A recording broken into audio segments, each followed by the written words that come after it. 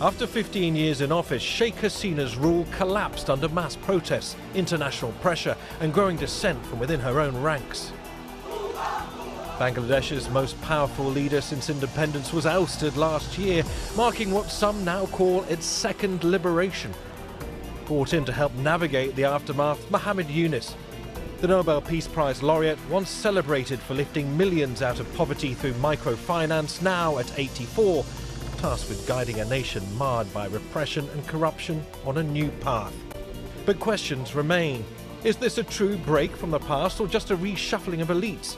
Will the interim government deliver free and fair elections or build a future on its own terms or shaped by its own interests?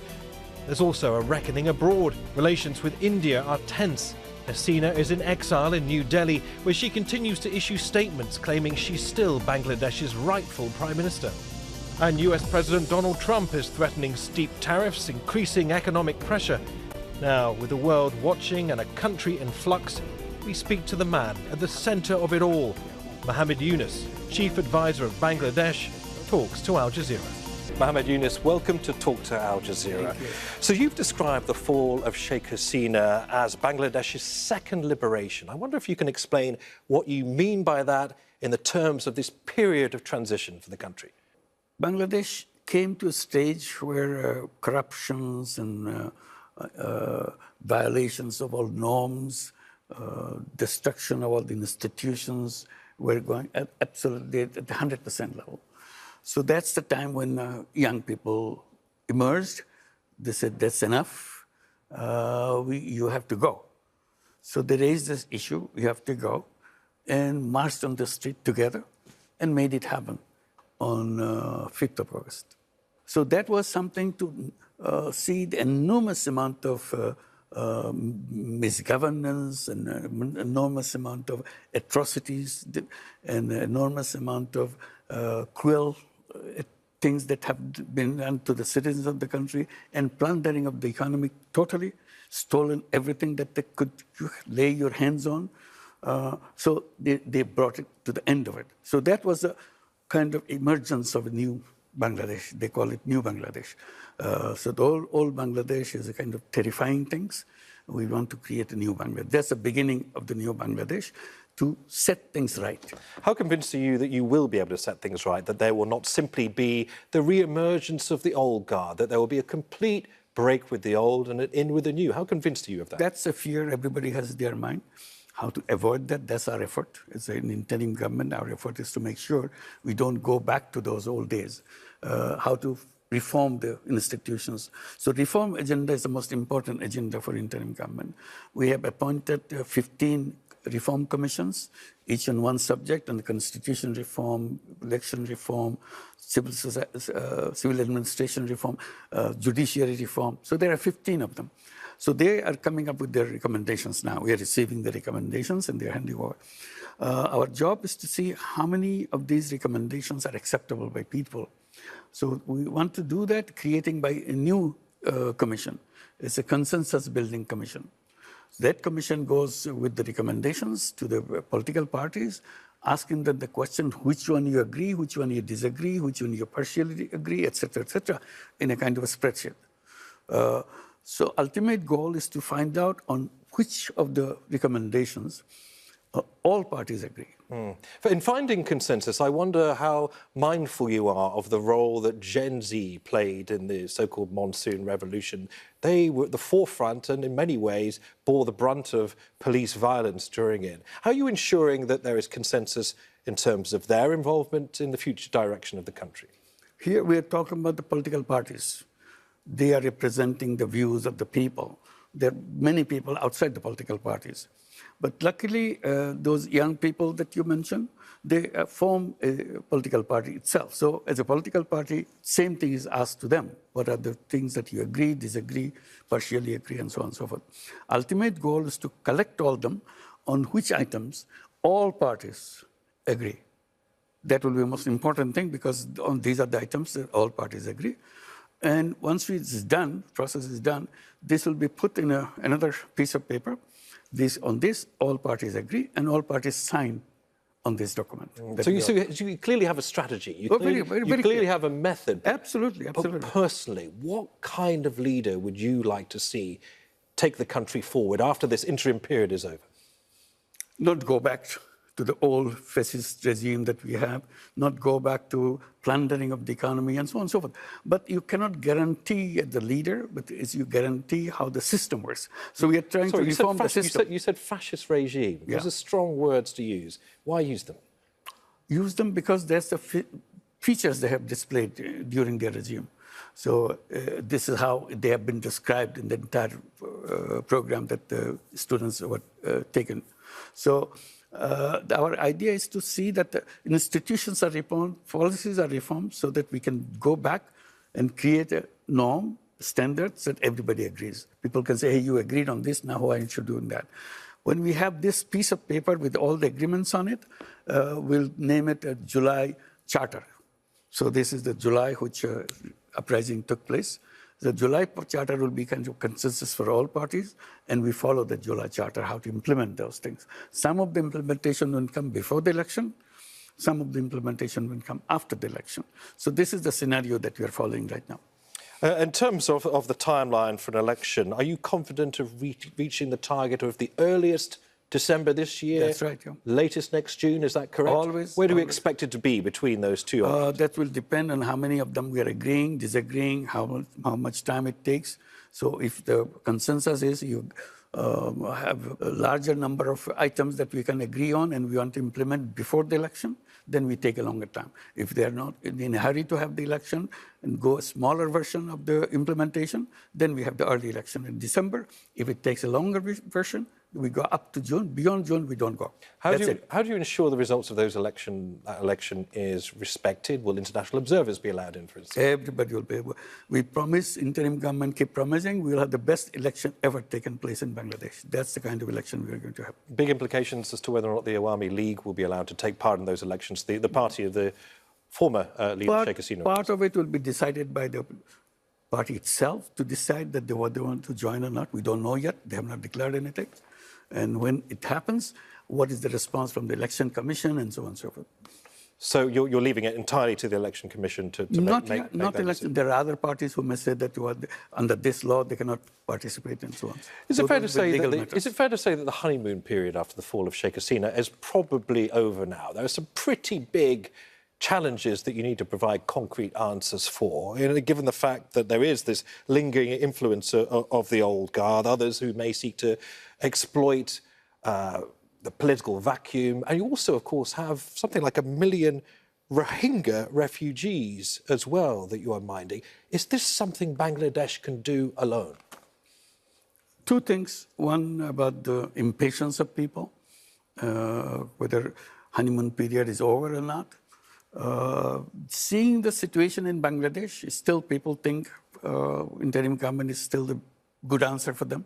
They're not saying, let the interim government go, have the election today. Nobody said that.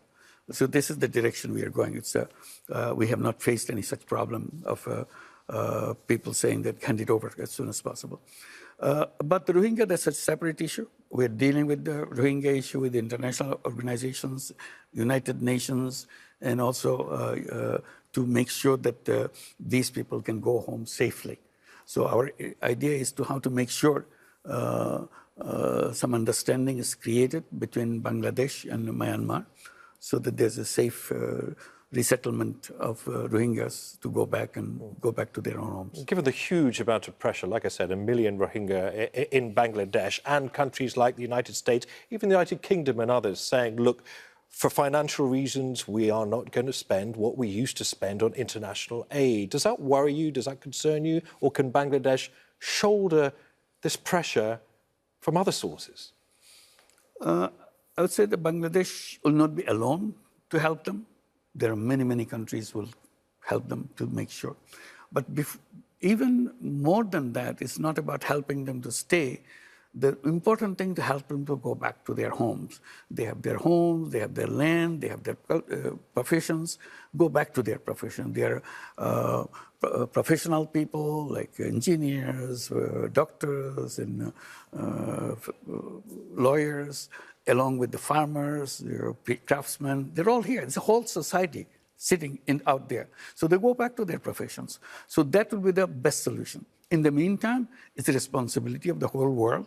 It's not the responsibility of Bangladesh. Bangladesh has allowed them to stay. That's the best thing they could do under the circumstances.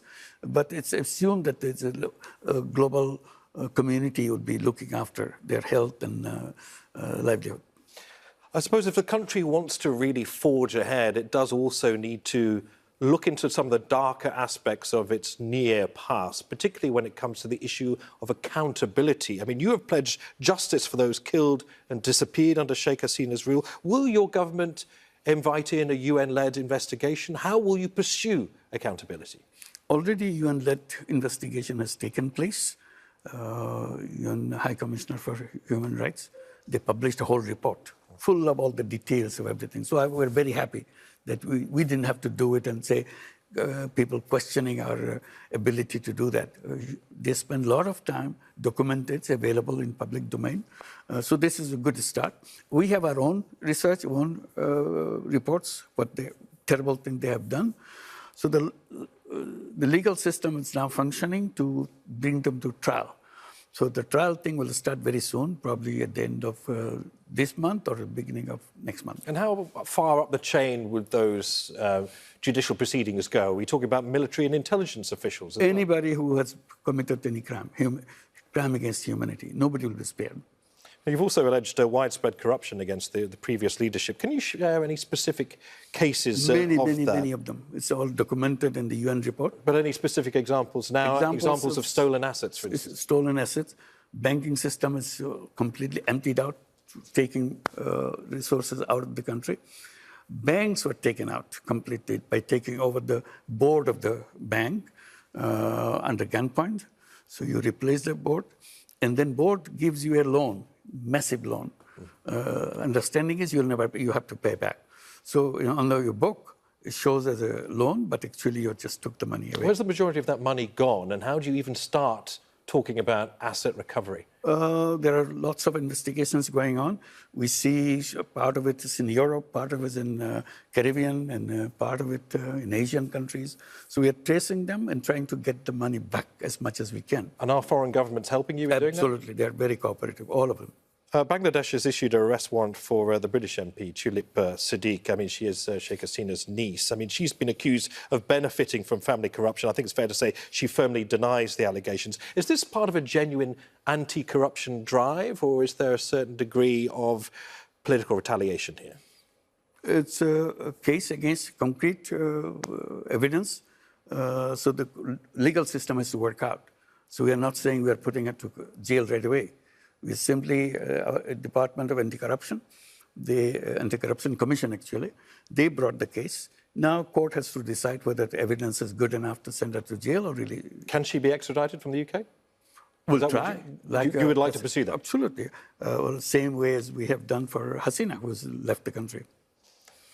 Talking about Sheikh Hasina, obviously she claims she is still the rightful Prime Minister. She's issuing all of these statements from India. How does the government view her presence there in India?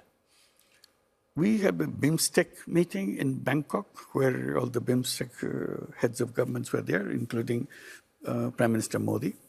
I had a discussion with Prime Minister Modi, and I made it very clear that, okay, if you want to keep her, that probably is not something that I can settle with you. But definitely, while she's here, she should not be talking because it creates a lot of problem for us. She's giving speeches to incite people inside of Bangladesh, and we have to suffer from that. What did Prime Minister Modi say? He said, if I recollect, he said this is a country where social media is open to anybody. I cannot control that.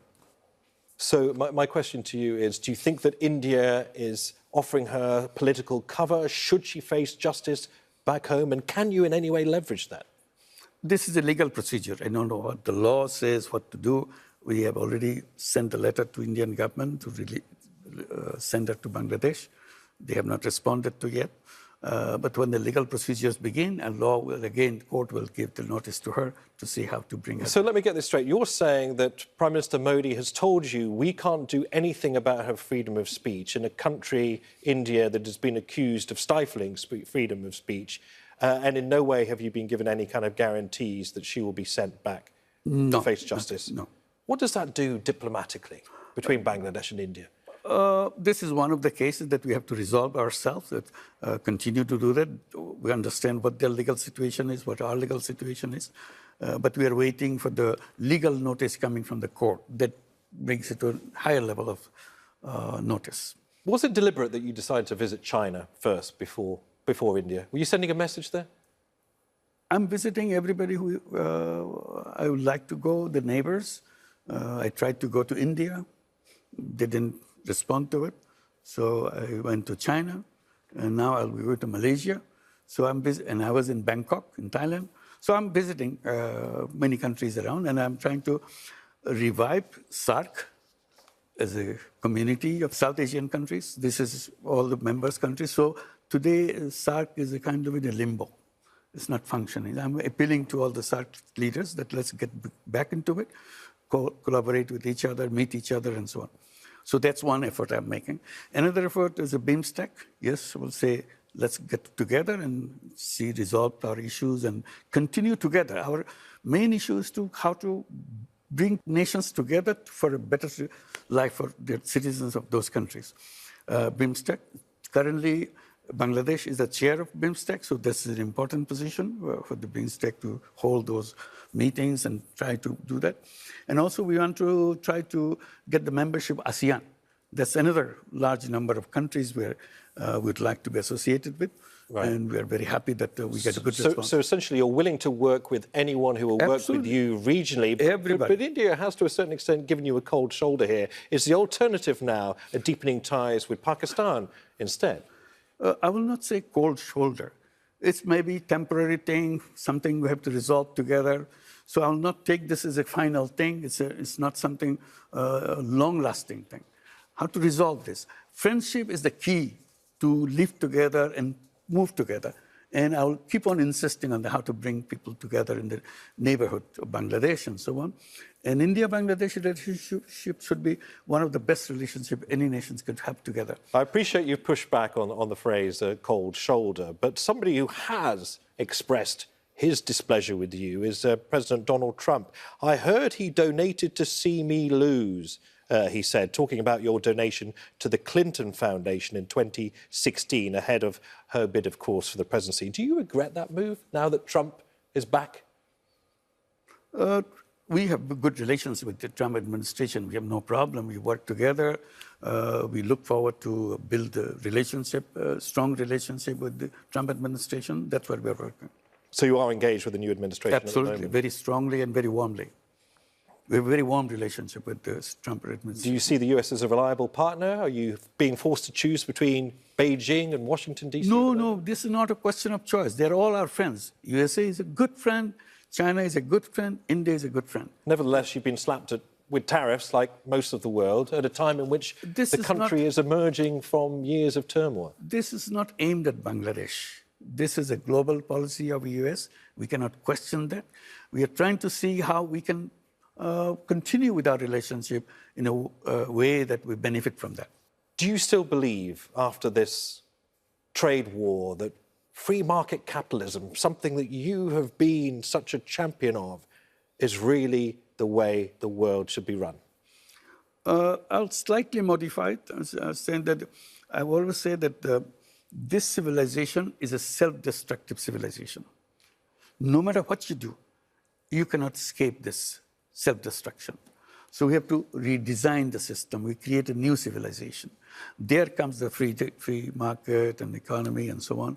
So essentially, the seed of self-destruction is in the system. So we have to bring it out. We have to create a new civilization which is not driven by greed, not driven by profit maximization, but social consciousness. So we're saying there's a business, profit maximizing business. I have no quarrel with them. But alongside of this profit maximizing, you have to create another stream of business called social businesses.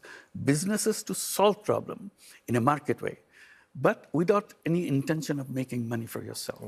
So money that you make profit into the business, it's rolled back into the business. They're problem-solving. I'm very interested in where you first were driven to challenge or answer some of these huge challenges, because you had turned your attention to alleviating poverty after the 1974 famine, one of the most devastating in recent history. An estimated 1.5 million people died in that. What do those experiences tell you about good and bad governance and about the needs of the poor? Two things. One, I kept saying poverty is not created by the poor people. It's created by the system we built. Sometimes I give example of bonsai. I said, you take the seed or a bonsai tree. Bonsai right. tree, yeah. Take a piece of a tree and put it in a flower pot and let it grow. It will grow. Beautiful tree come out of that, but tiny little one. It's not the tall tree that it was before. I said, that's what happened to our entire human race. We are put in a flower pot, bonsai. So we emerge as a bonsai. Our capability, our ability to resolve our problem is all cut down because of the system we built doesn't allow us to release all our energy or our creativity. It's a job-driven economy. I said, job is not the answer of human beings.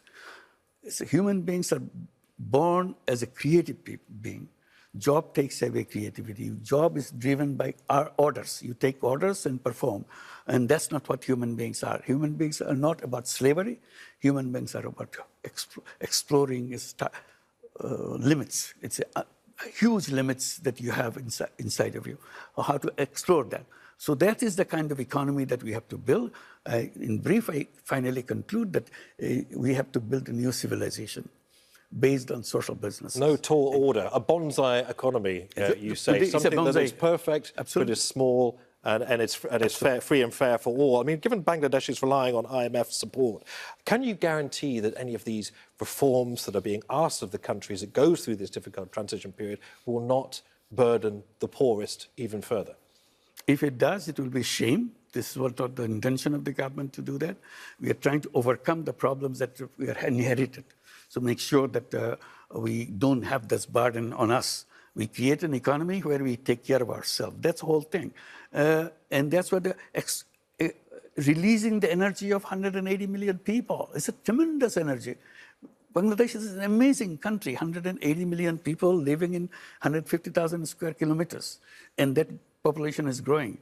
Half the population of Bangladesh, remember 180 total, half the population of Bangladesh is under the age of 27. It's a very young population with full of energy, handful of technology in their hand, and change miracles to do that. Was the Monsoon Revolution a revolution for all, between the urban and the rural, between the old and the young? It is such a vast population.